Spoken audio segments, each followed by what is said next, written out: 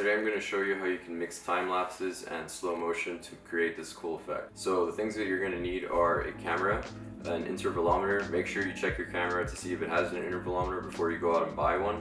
An ND filter, 8 stops should be good enough for this, and a tripod. With those 4 things you should be able to recreate this. So the first thing that you'll do when creating this effect is doing the time lapse. The time lapse is going to be the ND filter on with 1/8 exposure shots for around 48 shots to be safe. Why 48 shots? So that you can get 24 frames a second, and that should be 2 seconds. And what you're aiming for is to create or to shoot people crossing the street and have no objects in the foreground that impede the view. So you want to be sure that no one's just walking across your camera. You want to have the view of the people at all times. The second part of this effect is grabbing the slow motion. The slow motion is really easy. All you have to do is record at 60 frames per second. And when you're doing this, you want to be sure that nobody else is crossing the street. You want to be the only person crossing the street. That way in post, it makes the editing a lot more easy. So once you're finished making your time lapse and recording your slow motion, you're ready to go to post-production on your computer.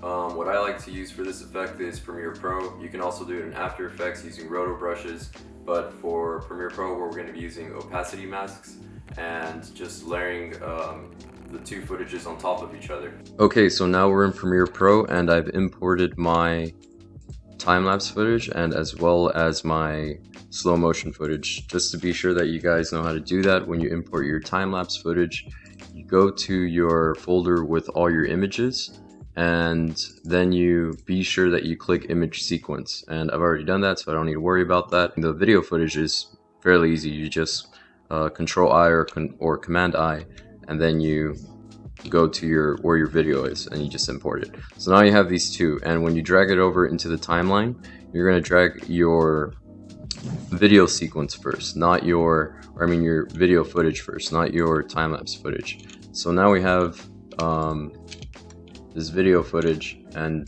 let me just fit it in. What you want to go to is basically the part where only you're in the video. You don't want the parts where, you know, other people are in it, like right here. So if I go to just this part right here, and then I'm going to basically just isolate it. So I click C on the keyboard, and that gives me the cut tool. I'm going to delete the parts that I don't want, and that looks right about right here is where I want it. Cut those away, and now I'm only using this really small section. Whoops. Yeah, this really small section, and it's still in normal time. So what I'm going to do is highlight the whole thing, right click, go to speed duration, and put this to 40%, and that should give us a little bit more time to play with. So now it's in slow motion because you recorded it originally in 60 frames a second. You can use 120, but then you're just gonna have to make it a bit slower. And yeah, so the whole gist about this effect is you create an opacity mask around what you want and then track it. And then the background, what I'm gonna use for the background is the time lapse. So if I go to the time lapse, go right here, and if I play that back really quick, well, first of all, you can see that it's too zoomed in because, you know, these are images and the images are a lot bigger than 1080p. So I'm going to scale this down. I know that for my camera and for the size of my images, I usually scale it down to 29% and it looks pretty good. You're going to have to play with those settings for your images in order to basically extend the horizontal parts of the image until it fits the frame. So see how right here there's a little bit left over? What you want to do is go until the horizontal part of the image fits the whole frame, like that. So I only took 24 shots or 31 shots, and that only gives me a second to play with. And you may think, well, I mean, I have like, you know, what is this? From 6 to 14, so like 6 seconds, 8 seconds worth of footage. What am I gonna do, right? Nobody's going to care about the things that are moving fast. They're not really going to keep track of that. What people are going to look at is the thing walking across the screen, aka me. So what I can do is just grab this time-lapse footage and just replicate it a couple times. And then I shove that on the bottom layer of my video. And now this is the part where we're going to actually create the effect. To create the effect, it takes a long time to do. I mean, to make it look pretty, and the reason is it's a lot of feathering. So what we're gonna do is we're gonna go to opacity, we're gonna click on the Bezier curve, and then we're gonna start drawing around what we want to track throughout our image. And you'll see in a second why this takes so long, in Premiere at least. You can do this a lot faster in After Effects using roto brushing, but I went through that process and I found that, at least for myself, I liked the way the opacity mask handled things better, because you can really mix the two layers together a lot better, and I'm having a lot of trouble just getting this guy around. So anyways, I'm gonna finish doing this, and when we finish our curve, you can see that now the only thing that is showing is what I drew a mask around, and the things in the back, or I mean the blurs in the back, are everything that's highlighted right here. So you can see the only problem with this is that you see this halo effect. To get rid of this halo effect, you have to do feathering on the image or on the video, and then you also have to decrease the highlights and the exposure in order to blend this image or this video into the background image as well. Or you can do it the other way around. You can make the background a lot brighter so that it mixes with the video, but you're basically trying to mix the two exposures to be about the same. Okay, so now we're going to go to the mask, and we're gonna click image.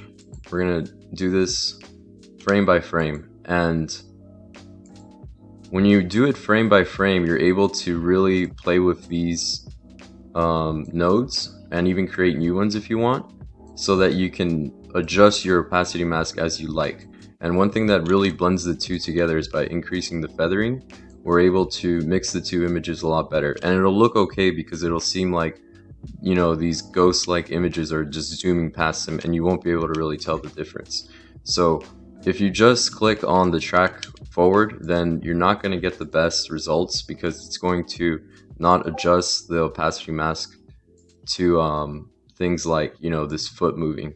But if we do it frame by frame, sure, it takes a long time, and trust me, it took me a long time, but I like the results. So yeah, we're gonna just do this for a little while and see what we come up with.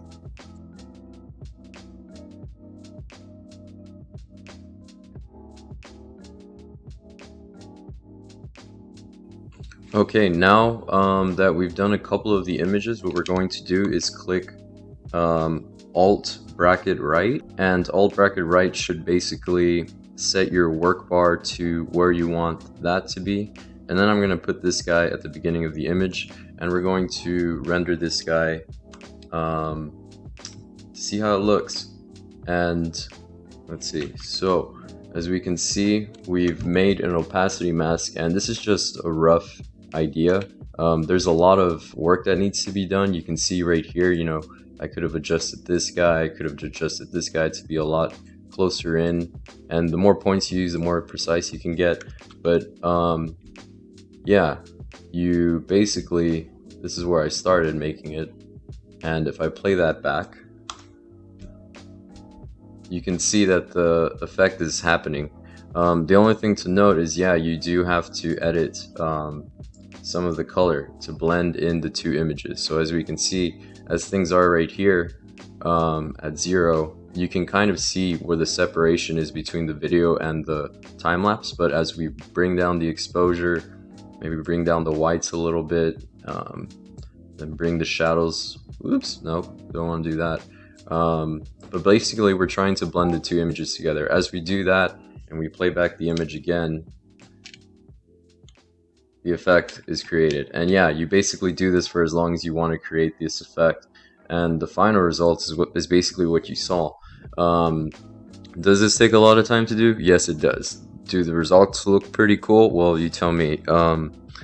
So as you can see, doing this is pretty time intensive, but using opacity mask in Premiere Pro, in my opinion, gives you better editing capabilities versus roto brush in After Effects, and you really get more out of the footage the more time you put into it. So If you like this tutorial and you'd like to see more, please hit the like button, subscribe if you want to see more of my videos, and I'll see you in the next one.